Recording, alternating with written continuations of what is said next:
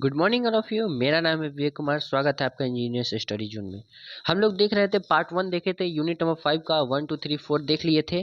Part 1 unit 5 का देखे थे, जिसमें हम लोगों ने 3 क्वेश्चंस को किया था और चौथा नंबर क्वेश्चन से आज हम लोग इस सेशन में डिस्कस करेंगे। ठीक है, तो इससे पहले हम लोग यूनिट नंबर 5 का जो क्वेश्चंस था, किसी ने हो सकता है कि यूनिट सेशन 1 2 3 जो पार्ट 1 है इसका नहीं देखा हो, इसलिए हम लोग क्या करेंगे, इसको दूसरे पार्ट में हम लोग बना रहे हैं, तो इसलिए इसका क्वेश्चंस भी हम लोग देख लेते हैं। 4 नंबर वाले क्वेश्चन में पहला क्वेश्चन क्या था, कैनाल कैनाल फॉल क्या होता है। दूसरा क्वेश्चन क्या है, कैनाल एस्केप क्या होता है, हेड रेगुलेटर क्या होता है, क्रॉस रेगुलेटर क्या होता है, इसके बारे में लिखना है। फिर हम लोग को क्या करना है, क्वेश्चन नंबर 5 में define canal, explain it's classification based on alignment, यानी कि अलाइनमेंट के बेसिस पे जितना भी क्लासिफिकेशन है कैनाल का, उसको हम लोग को लिखना है और कैनाल को डिफाइन करना है। लास्ट क्वेश्चन क्या है, what do you mean by canal lining, what are the different types of material used in canal lining, यानी कि कैनाल लाइनिंग क्या होता है और different types of material use कौन कौन सा करते हैं कैनाल लाइनिंग के लिए, इसको हम लोग को देखना है। ठीक है, और ये जो है क्रॉस सेक्शंस ड्रॉ करना है इसका, तो ये हम लोग हम इसका पीडीएफ शेयर कर देंगे, उतना ज़्यादा इम्पोर्टेंट है नहीं। तो ये हो सकता है, इसको एक बार देख लीजिएगा आप लोग जो नोट्स बनाए होंगे या फिर बुक वगैरह में, तो ये आपको मिल जाएगा। नहीं तो इसको हम अपलोड कर देंगे ग्रुप में। ठीक है, तो हम लोग चलते हैं, पहले सबसे पहले देखते हैं ये जो 4 5 6 क्वेश्चन है उसको, उसके बाद हम लोग आगे बढ़ेंगे। ठीक है, चलिए क्वेश्चन नंबर 4 क्या था, कैनाल फॉल क्या है। ठीक है, तो कैनाल फॉल क्या है, यानी कि जब कैनाल एकाएक अप से डाउन आता है तो उस समय कौन कौन फॉल हम लोग देखते हैं, उसको कहते हैं कैनाल फॉल। देखिए इसमें एक canal fall is a hydraulic structure design to dissipate the energy of flowing water in canal, यानी कि कैनाल में जो एनर्जी होता है, बहुत सारा एनर्जी, काइनेटिक एनर्जी, उसको डिसिपेट करने के लिए, खत्म करने के लिए जो हम लोग फॉल कराते हैं उसी को कहते हैं canal fall. Particularly when there is a significant drop in the canal bed elevation, यानी कि कब, जब एकाएक significant drop in the canal bed elevation, जब हम लोग को एकाएक सिग्निफिकेंट देखने को मिले एलिवेशन में डिफरेंस, तब this energy dissipate is crucial to prevent erosion of the canal bed and bank, यानी कि ये किस लिए ज़रूरत होता है, ताकि जो हम लोग का कैनाल का जो बेड है वो उसका इरोजन ना हो, वो बचा हुआ रहे, और एनर्जी जो कैनाल के पास है वो बैंक को भी इरोजन ना करे, इसके लिए एक बार शॉर्ट में फिर से देखते हैं। कैनाल फॉल क्या है, एक ऐसा हाइड्रोलिक स्ट्रक्चर है, एक ऐसा हाइड्रोलिक स्ट्रक्चर है जो कि डिजाइन किया जाता है जो कैनाल में एनर्जी है उसको डिसिपेट करने के लिए, खत्म करने के लिए। ठीक है, ताकि जो कैनाल का या फिर कैनाल बैंक का इरोजन ना हो। ठीक है, टाइप्स ऑफ कैनाल फॉल्स कौन कौन सा है, पहला है ओगी फॉल। ओगी मतलब क्या होता है, एस टाइप का, एस ऐसा। ठीक है, this type of A curve crest that if it efficiently dissipate energy, यानी ये ऐसा एक कर्व शेप होता है जो इफिशियंटली ख़त्म कर सकता है एनर्जी को। जो हम लोग पढ़ रहे थे एनर्जी डिसिपेटर, तो उसमें हम लोग देखे थे ओगिस फॉल के बारे में, तो आप लोग एक बार फिर से उसको रेफर कर लीजिएगा। ठीक है, स्टेप्ड फॉल, स्टेप फॉल में क्या होता है, इसमें हम लोग क्या करते हैं, एक बार यहाँ तक ड्रॉप किए, फिर यहाँ तक ड्रॉप किए, यहाँ तक ड्रॉप किए, सीढ़ी के जैसे ड्रॉप करवाते हैं। तो ये भी इसमें क्या हो गया, हम लोग कैनाल जो कैनाल में जो वाटर है उसके पास जो एनर्जी है, काइनेटिक एनर्जी, उसको ड्रॉप करते हैं स्टेप फॉल में। इस series of steps are constructed to dissipate energy gradually, यानी कि इसमें सीरीज ऑफ स्टेप कंस्ट्रक्ट करते हैं ताकि एनर्जी का डिसिपेशन हो, ग्रेजुअली हो सके।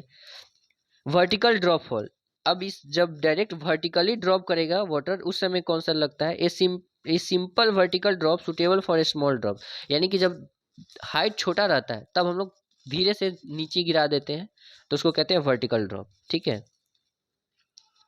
पहला पहला पॉइंट समझ में आया कैनाल फॉल क्या होता है। दूसरा देखिए कैनाल एस्केप क्या होता है।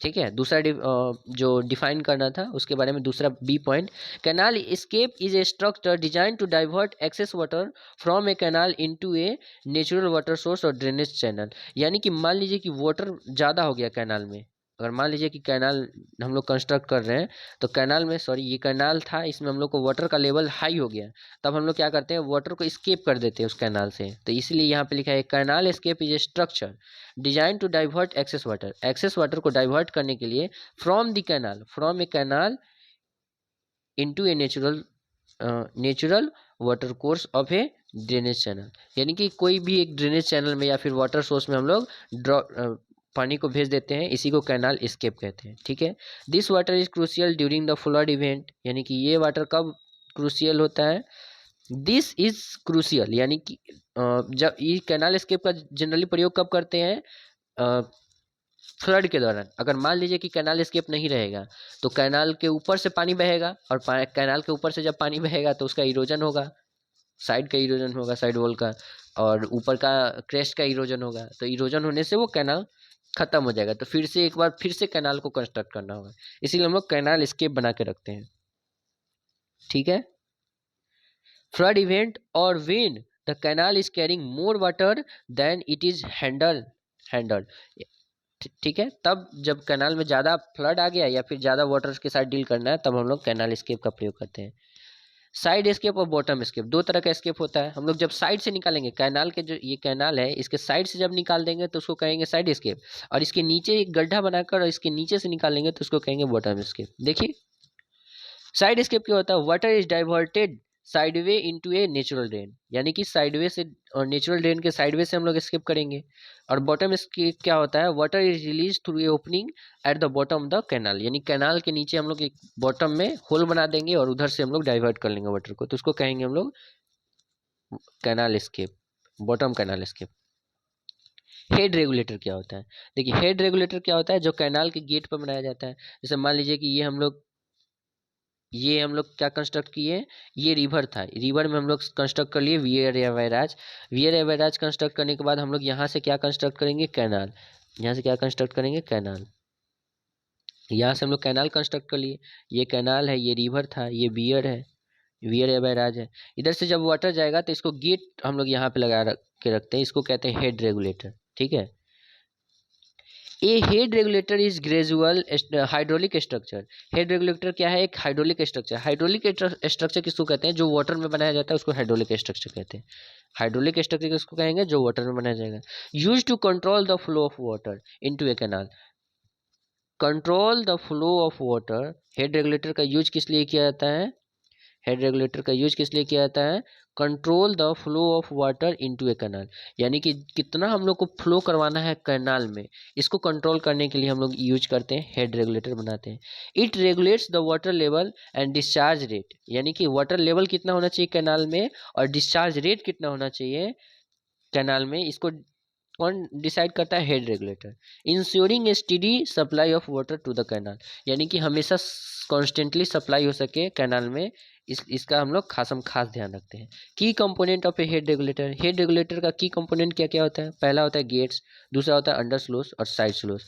गेट्स क्या होता है, these controls the water flow, यानी ये क्या करता है, वाटर के फ्लो को कंट्रोल करता है, यानी कि कितना वाटर हम लोग सप्लाई करेंगे इसका कंट्रोल कौन करेगा, गेट। अंडर स्लूस क्या काम करता है, this release silt and debris, यानी कि जो सिल्ट जमा हो जाता है उसको हटाने का काम कौन करता है, हेड रेगुलेटर, अंडर स्लूस। और साइड स्लूस क्या होता है, this excess water during flood, यानी कि जब फ्लड आएगा उस समय एक्सेस जो वाटर होगा उसको कहेंगे साइड स्लूस। आई होप आपको समझ में आया होगा सब पॉइंट। देखिए क्रॉस रेगुलेटर क्या होता है, a cross regulator is a structure built across a canal to control the flow of water from one canal to another और टू ए डिस्ट्रीब्यूटरी, यानी कि कैनाल रेगुलेटर क्या होता है, मान लीजिए कि ये रिवर था, रिवर से हम लोग कैनाल जो पास करा कर ले गए हैं, इस कैनाल से एक और हेड जो डिस्ट्रीब्यूटरी रहेगा इससे भी ये निकला रहेगा। ठीक है, या एक और इस कैनाल से एक और कैनाल हमको अटैच करना है, तो इस समय जो हम लोग रेगुलेटर बनाते हैं तो उसको कहते हैं, जो यहाँ पे ये जो कैनाल था यहाँ पे हम लोग दूसरा डाइवर्जन हेडवर्क बना दिए, ये भी सब्सिडरी कैनाल इसको बोलेंगे, सब्सिडरी कैनाल। ठीक है, तो इसके लिए इसमें जो यहाँ पे हम लोग लगा के रखेंगे इसको कहेंगे cross regulator, head regulator cross regulator. Head regulator बनाएंगे कैनाल का जो मेन है वहाँ पे, क्रॉस रेगुलेटर बनाएंगे जो डिस्ट्रीब्यूटरी है या फिर दूसरे कैनाल में हम लोग को वाटर को डिस्ट्रीब्यूट करना है उस समय। ठीक है, इसमें भी क्या क्या रहता है, गेट्स रहता है और अंडर स्लूस रहता है, जैसे हेड रेगुलेटर में है उससे इसमें भी है। This control the flow of water from one canal to another, एक कैनाल से दूसरे कैनाल में जब जाता है उस फ्लो को कंट्रोल करता है। और अंडर स्लूस क्या कहलाता है, when this release silt and debris, ये क्या कहता है, सिल्ट और डेब्रिज को रिलीज करता है। आई होप आपको समझ में आया होगा। ठीक है, उसके बाद देखिए कैनाल क्या है, क्वेश्चन नंबर 5 की तरफ चलते हैं हम लोग। क्वेश्चन नंबर 4 को डिस्कस कर लिए हम लोग, क्वेश्चन नंबर 5 को डिस्कस करते हैं। कैनाल क्या है? Canal is a man made waterway that carries the water to the field of irrigation from river। यानी कि क्या है, इसका हर एक पॉइंट, हर एक वर्ड देखिएगा। कैनाल इज अ क्या है? Canal is a man made waterway. Man made waterway मतलब मैन, आदमी के द्वारा बनाया गया वाटर, वाटर के लिए रास्ता है। आदमी के द्वारा बनाया गया वाटर के लिए रास्ता है, ठीक है। Carries the water to the field for the irrigation. जो क्या करता है? कैरीज द वाटर, यानी कि जो वाटर को कैरी करता है, किस लिए? टू द फील्ड, यानी कि वाटर को कैरी करता है फील्ड तक। किस किसके लिए? For irrigation. फॉर इरिगेशन मतलब इरिगेशन के लिए। कहाँ कहाँ से? फ्रॉम रिवर, यानी कि रिवर से। डैम्स एंड डाइवर्जन हेडवर्क, यानी कि रिवर, डैम या डाइवर्जन हेडवर्क है, वहां से लेकर, फिर इसको डिफिनीशन को देखिएगा। डैम, रिवर, डाइवर्जन हेडवर्क या वियर से लेकर फील्ड तक, जो इरिगेशन पर्पस के लिए, इरिगेशन के लिए व्हाट, नेक्स्ट देखिए इसमें, इट इज ट्रेंच, डीचेज और drains constructed to carry water. यानी एक तरह का कैनाल क्या है? एक ट्रेंच है, यानी कि गड्ढा है, ठीक है। डीचेज में भी गड्ढा होता है, ड्रेन्स में भी पानी बहने का रास्ता, ये सब तीनों का मतलब होता है गड्ढा ही एक तरह का। कंस्ट्रक्टेड टू कैरी वाटर, ये एक तरह का क्या है? कैनाल एक तरह का ट्रेंच है, डीचेज है या ड्रेन्स है, जो कि वाटर को कैरी करने के लिए बनाया जाता है, ठीक है। आई होप आपको समझ में आया होगा कैनाल किसको कहते हैं। उसके बाद था कैनाल अलाइनमेंट। कैनाल अलाइनमेंट क्या होता है? अलाइनमेंट मतलब क्या होता है? रास्ता, ठीक है। It is it is location of the centre line of canal. यानी कि मान लीजिए कि कैनाल क्या होता है? कैनाल यहाँ पे देखिए, ये कैनाल है, ठीक है। अलाइनमेंट ऑफ कैनाल क्या होगा? जो इसके सेंटर लाइन का जो डायरेक्शन होगा, उसी को कहते हैं अलाइनमेंट ऑफ कैनाल, ठीक है। It is a location of centre line of canal. Centre line के कैनाल के सेंटर लाइन के लोकेशन को कहेंगे canal alignment. Direction of canal is called as the canal alignment, यानी कैनाल का डायरेक्शन होता है, ये जो सेंटर लाइन का डायरेक्शन है वही कैनाल का डायरेक्शन होगा, इसी को कहते हैं canal alignment. Canal alignment should be fixed in such A way that maximum area can be irrigated. Canal का अलाइनमेंट ऐसा रखा जाता है ताकि मैक्सिमम से मैक्सिमम एरिया को हम लोग इरिगेट कर सकें, okay.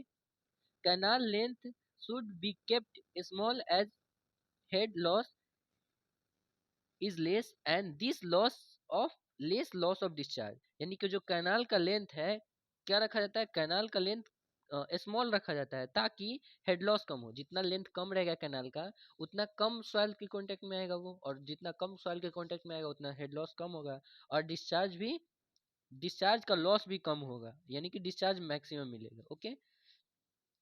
Alignment should be fixed in such A way that it has minimum cross drainage work. यानी अलाइनमेंट ऐसा फिक्स करना चाहिए ताकि मिनिमम क्रॉस ड्रेनेज वर्क मिल सके। यानी कि क्रॉस ड्रेनेज वर्क हम लोग अभी ऊपर पढ़े थे क्या, जब हम लोग ड्रेन को और कैनाल को जब एक साथ कंस्ट्रक्ट करते हैं, तो जब जहाँ पे रास्ते में क्रॉसिंग आता है, उसी को हम लोग वहाँ पे जो क्रॉस ड्रेनेज वर्क बनाते हैं, वहाँ पे जो हम लोग स्ट्रक्चर बनाते हैं उसको कहते हैं क्रॉस ड्रेनेज स्ट्रक्चर। तो हम लोग ऐसा स्ट्रक्चर सेलेक्ट, ऐसा अलाइनमेंट सेलेक्ट करेंगे कि वहाँ पे मिनिमम कैनाल, जो मिनिमम ड्रेनेज वर्क हो सके वही मिल सके। Cutting and filling work should be balanced each other. यानी कि जितना हम लोग कैनाल को कंस्ट्रक्ट करने में कटिंग करेंगे उतना ही फिलिंग करेंगे। जैसे मान लीजिए कि ये लेवल था, हम लोग मान लीजिए कि इतना कट कर रहे हैं, तो इतना को ही हम लोग क्या कर देंगे? फिल कर देंगे इस साइड। तो इसी को कहते हैं क्या, जितना कटिंग हो उतना फिलिंग हो, वो दोनों एक दूसरे को काउंटर एक्ट कर सके, तो इसको कहते हैं हम लोग क्या? बैलेंसिंग, ठीक है। अब देखिए canal, classification of irrigation canal. Irrigation canal कितने तरह का होता है, ठीक है। तो पहला है क्या? वाटर शेड कैनाल, यानी कि इसको कहते हैं रिज लाइन, रिज कैनाल कहते हैं, यानी कि जो रिज लाइन के अलोंग बनाया जाता है। दूसरा है कंटूर कैनाल, और तीसरा है साइड स्लोप कैनाल। ये क्या होता है? देखिए जैसे मान लीजिए कि कोई एरिया होगा, उसमें एक पिक पॉइंट होता है, ये एक पिक पॉइंट है, तो इसके अलोंग जो इस साइड आर पर बनाया जाएगा उसको कहेंगे contour canal, sorry ridge line canal. फिर अगर कंटूर यानी कि किसी एलिवेशन पे एक हॉरिजेंटल बनाया जाएगा, ऐसे अगर एरिया है, ये 3D में एज्यूम कीजिएगा, इसके जो चारों तरफ से बनाया जाएगा गोल गोल, गोल गोल ऐसे गोल गोल, इसके इसके गोल गोल, तो इसको क्या कहेंगे? इसको कहेंगे क्या? ये रिज कैनाल है, ठीक है। कंटूर कैनाल है। और साइड स्लोप कैनाल क्या है? अगर ये स्लोप है तो इसके लॉन्ग ही कोई कैनाल बनाया जा रहा है, ऐसे कोई कैनाल बनाया जा रहा है इसके लॉन्ग, तो इसको कहेंगे साइड स्लोप कैनाल। अब one one one by one करके इसको देखते हैं। वाटर शेड या रिज लाइन कैनाल किसको कहते हैं? The dividing line between the catchment area of the stream is known as watershed line और एज लाइन, रीज लाइन। यानी कि जो कैचमेंट एरिया को डिवाइड करता है, कैचमेंट एरिया किसको कहते हैं? जैसे ये नदी है तो इसमें हो सकता है इतना पोर्शन यहाँ से, इतना पोर्शन यहाँ से, इस सब वाटर किस में जाएगा? इसी नदी में जाएगा। और जो पानी यहाँ पे आएगा वो दूसरे नदी में जाएगा, तो इसी को कहते हैं रीज लाइन। यानी कि इसके जो यही डिवाइडिंग लाइन है कैचमेंट, ये कैचमेंट हो गया। नेक्स्ट पॉइंट देखिएगा, the canal which is aligned along the ridge line is called as ridge canal. यानी कि जो कैनाल को हम लोग अलोंग द रिज लाइन रखेंगे, रिज लाइन अभी हम लोग देख लिए क्या होता है, उसी को कहेंगे क्या? Ridge canal. ठीक है। नेक्स्ट हम लोग देखते हैं, for a canal system in plain area where land slope are relatively flat and uniform, it is necessary and advantageous to again align the canal along ridge line. सबसे advantageous जो होता है किसी भी कैनाल को अगर हम लोग रिज लाइन के अलोंग कंस्ट्रक्ट करते हैं तो उससे हम लोग इरिगेट दोनों साइड के एरिया को कर सकते हैं। यानी कि सबसे ऊंचा वाला पॉइंट है, उसी के अनुसार से अगर हम लोग रिज लाइन के अनुसार से कैनाल बनाएंगे तो दोनों साइड के एरिया को हम लोग इरिगेट कर सकते हैं, इसलिए सबसे एडवांटेजियस यही कैनाल होता है। This canal can be irrigated both side area. यानी कि ये जो एरिया, ये कैनाल जो रिज लाइन के अलोंग बनाया जाता है वो दोनों साइड के एरिया को क्या कर सकता है? Irrigate. Next point, water stream does not cross this canal so no cross drainage work is required. यानी कि क्या होता है, इसमें क्या होता है, वाटर और जो कैनाल और ड्रेन दोनों एक दूसरे को क्रॉस नहीं करता है, इसलिए हम लोग क्रॉस ड्रेनेज वर्क को नहीं बनाने की जरूरत पड़ता है। ठीक है। So these canals are economical, सबसे इकोनॉमिकल यही कैनाल है। हम लोग वाटर से रिज कैनाल में क्या क्या देखे, सबसे पहला पॉइंट कि ये रिज लाइन के अलोंग बनाया जाता है। ठीक है। दूसरा कि ये जब रिज लाइन के अलोंग बनाते हैं तो कोई भी जो सेक्शन होता है, कोई भी कैनाल होता है, वो दोनों साइड के एरिया को इरिगेट कर सकता है, इसीलिए इसलिए ये एक तरह का इकोनॉमिकल है। और जब हम लोग रिज लाइन के अलोंग कैनाल बनाएंगे तो क्रॉस ड्रेनेज वर्क का रिक्वायरमेंट नहीं होगा। ठीक है। नेक्स्ट पॉइंट देखिए, कंटूर कैनाल क्या होता है? तो कंटूर कैनाल के बारे में हम लोग देखते हैं। Canal can not be provided in hilly areas along the ridge line is economical way. जब हम लोग हिली एरियाज में हम लोग इरिगेशन के लिए सोचते हैं तो हिली एरियाज में तो हमेशा ऊपर ही ज़्यादातर पीक ही देखने को मिलता है। तो इस स्थिति में अगर हम लोग रिज कैनाल बनाते हैं तो वो इकोनॉमिकल नहीं होगा, इसलिए हम लोग क्या बनाते हैं, इसलिए यही पहला पॉइंट यही बोल रहा है कि canal can not be provided in hilly areas along ridge line. यानी कि जो हिली एरियाज होगा उसमें कैनाल को हम लोग रिज लाइन के अलोंग फ्लो नहीं करवा पाएंगे। Second point, condition in hilly areas are different from plains. यानी जो हिली एरियाज का कंडीशन होता है वो डिफरेंट होता है प्लेन से। In hilly areas hills river flow in the valley well below the ridge line. यानी कि इसमें जो रिवर होता है, रिवर रिवर क्या होता है, ये जो मान लीजिए ये माउंटेन है, माउंटेन के नीचे रिवर यहाँ फ्लो करता है, तो इसलिए यहाँ पे हम लोग को कैनाल यहाँ पे बनाना उतना अच्छा इकोनॉमिकल नहीं होगा। So it become impossible to take the canal on the top of higher ridge line. यानी कि इसलिए ये इम्पॉसिबल हो जाता है कि हम लोग कैनाल को top of the ridge line पे बनाएं। So contour canal is aligned along contour line nearly parallel to the contour line। यानी कि इसलिए कंटूर कैनाल को कहाँ कंस्ट्रक्ट किया जाता है? So contour canal is align along contour line. यानी कि along कंटूर लाइन जो कंस्ट्रक्ट किया जाएगा उसको कंटूर कैनाल कहेंगे, along रिज लाइन कंस्ट्रक्ट किया जाएगा उसको रिज कैनाल कहेंगे। ठीक है। It irrigates only one side because area on the other side is higher elevation. यानी कि क्या, ये देखिए यहाँ से ऐसे कंटूर बनाया जाएगा तो इसके नीचे वाला तो एरिया को ये इरिगेट कर लेगा, लेकिन ऊपर वाले एरिया को नहीं इरिगेट कर पाएगा। क्यों? क्योंकि ये हायर एलिवेशन पे ऊपर वाला एरिया रहेगा और लोअर एलिवेशन वाला को इरिगेट कर सकता है। ठीक है। Cross drainage work is required, इसमें भी क्रॉस ड्रेनेज वर्क लगेगा, इसमें क्रॉस ड्रेनेज वर्क लगेगा, जबकि हम लोग ऊपर देखे थे कि क्रॉस ड्रेनेज वर्क उसमें रिक्वायर्ड नहीं होता है। These canals are constructed in hilly areas. इस तरह के कैनाल को हम लोग कहाँ कंस्ट्रक्ट करते हैं? हिली एरिया में कंस्ट्रक्ट करते हैं। ठीक है। लास्ट टाइप का कैनाल कौन सा है? Side slope canal. देखिए साइड स्लोप कैनाल क्या होता है तीसरा, these canals are aligned along side slope that is right angle to the contour. यानी कि जैसे हम लोग देखे थे कंटूर लाइन क्या होता है, ये अगर माउंटेन है तो इसके जो एक सेम एलिवेशन वाले पॉइंट को मिला देंगे तो उसको कंटूर लाइन कहते हैं। इसके जो पैरेलल यानी कि ऐसे इस ढलान है उसकी ऐसी ऐसे ढलान से जो हम लोग कैनाल बनाते हैं उसको कहते हैं क्या, साइड स्लोप कैनाल। ठीक है, this canals run parallel to the natural water source, यानी कि ये नेचुरल वाटर सोर्स जैसे नदी जाता है ना उसी के पैरेलल जाता है ये।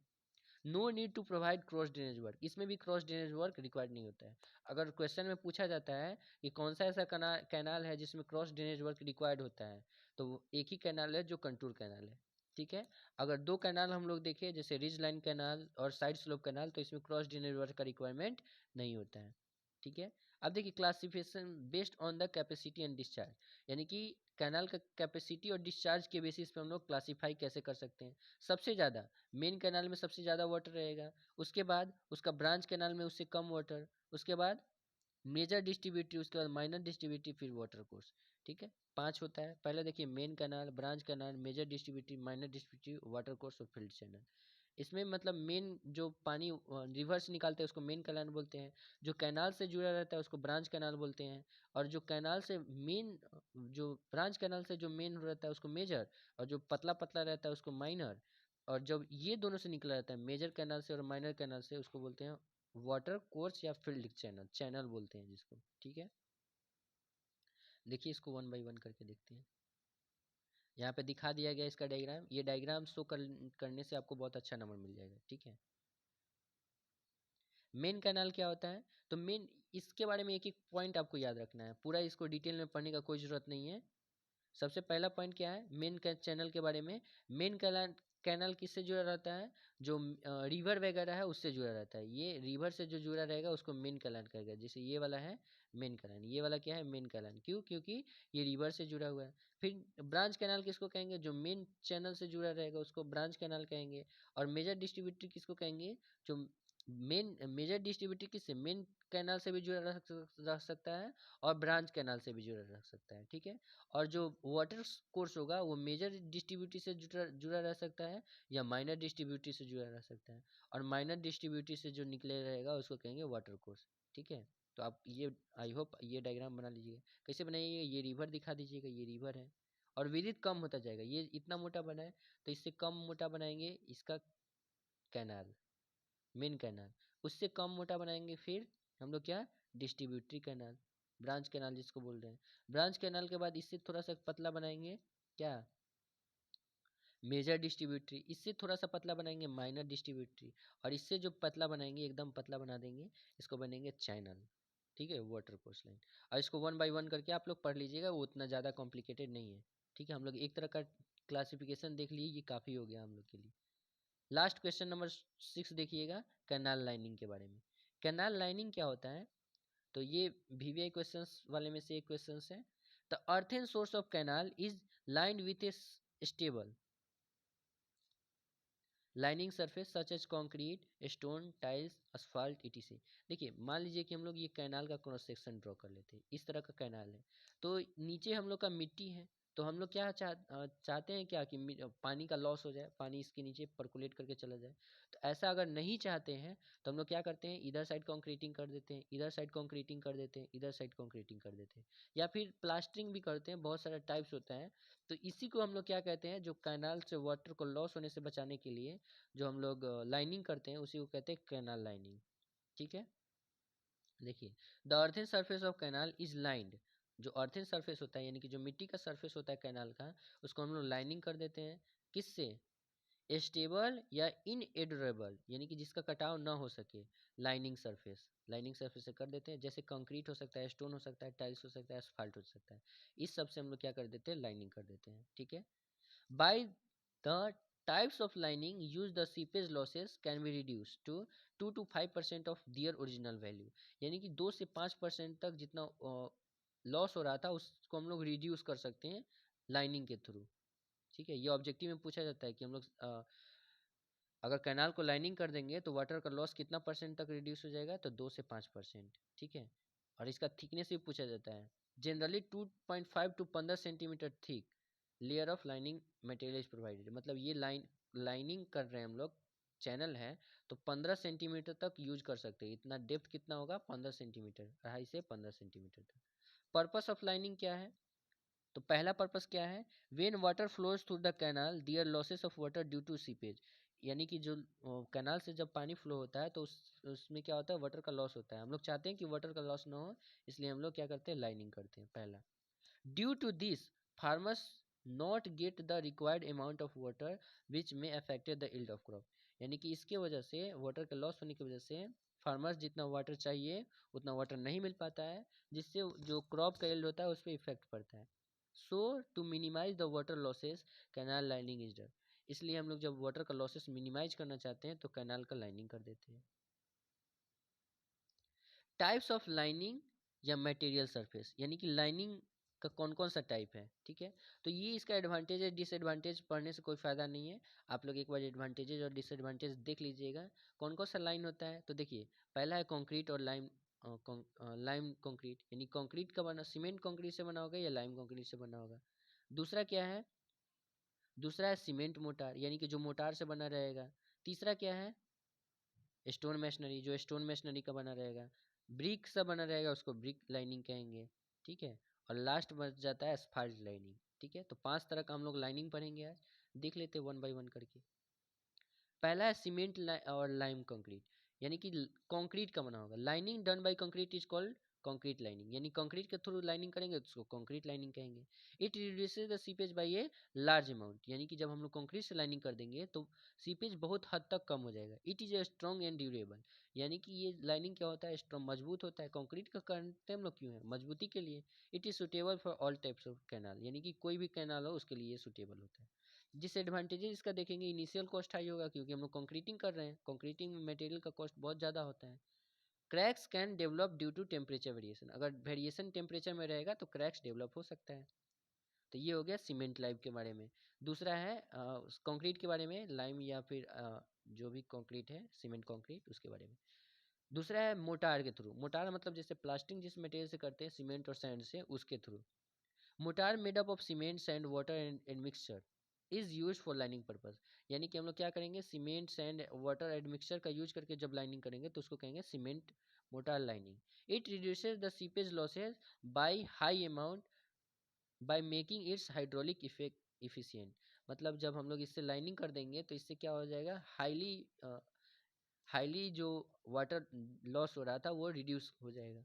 It prefer due to its durability and impermeability, इसको हम लोग प्रीफर क्यों करते हैं, क्योंकि ये ज़्यादा दिन तक ड्यूरेबल होता है और इम्परमिएबल होता है, यानी कि ये पानी को पास नहीं होने दिया जाता है, ठीक है। तो सबसे मेन पॉइंट यही है कि इसको हम लोग क्यों बनाते हैं, किस चीज़ से बनाते हैं, सीमेंट सैंड और एडमिक्सचर से। और सीमेंट सैंड एग्रीगेट से बनाएंगे तो उसको कहेंगे स्टोन, सॉरी, कंक्रीट लाइनिंग।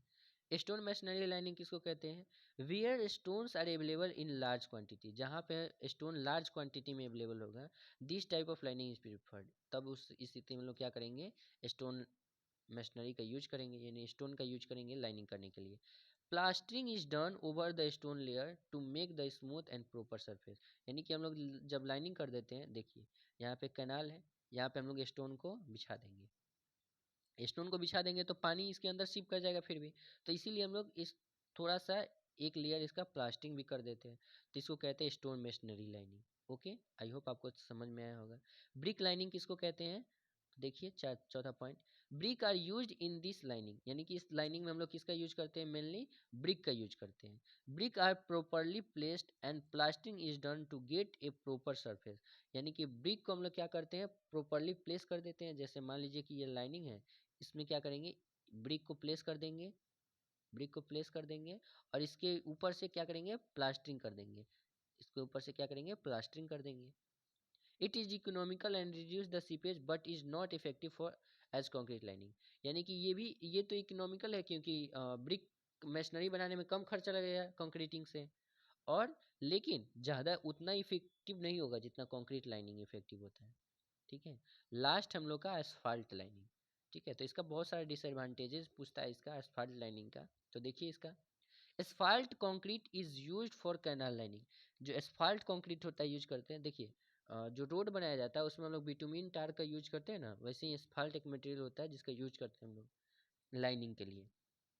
अलकतरा, asphalt binder is mixed with sand and gravel to produce asphalt concrete. मतलब एस्फाल्ट को यूज करते हैं हम लोग किसके साथ मिलकर, सैंड और ग्रेवल के साथ मिक्स करते हैं ताकि एस्फाल्ट कंक्रीट बन सके। नेक्स्ट पॉइंट देखिएगा, it gives a smooth flexible surface which reduce the crack and shrinkage. ये क्या करता है, स्मूथ सरफेस देता है और फ्लेक्सिबल सरफेस देता है जो कि क्रैक्स और श्रिंकेज को रोक देता है। It's only drawback is that it absorb heat. इसका मेन ड्रॉबैक क्या है, ये हीट को एब्जॉर्ब करता है। एंड प्रमोट्स प्लांट ग्रोथ, यानी कि क्या करेगा, मान लीजिए कि हम लोग लाइनिंग किए हैं, एस्फाल्ट का लाइनिंग किया है, यहाँ पे एस्फाल्ट लाइनिंग किए हैं, तो ये क्या होता है, हीट को एब्जॉर्ब कर लेगा और इसमें प्लांट का ग्रोथ होने लगता है। ठीक है, तो ये इसमें फिर क्रैक आ जाएगा और क्रैक आ जाएगा तो फिर कैनाल को डैमेज पहुंचाएगा। ठीक है, तो ये हो गया हम लोग का यूनिट नंबर 5 समाप्त। तो आई होप आपको समझ में आया होगा। 1 स्टार वाला क्वेश्चन उतना ज़्यादा इंपॉर्टेंट नहीं है, वो जो डायग्राम है आप गूगल से देख सकते हैं। ठीक है, तब तक लिए थैंक यू।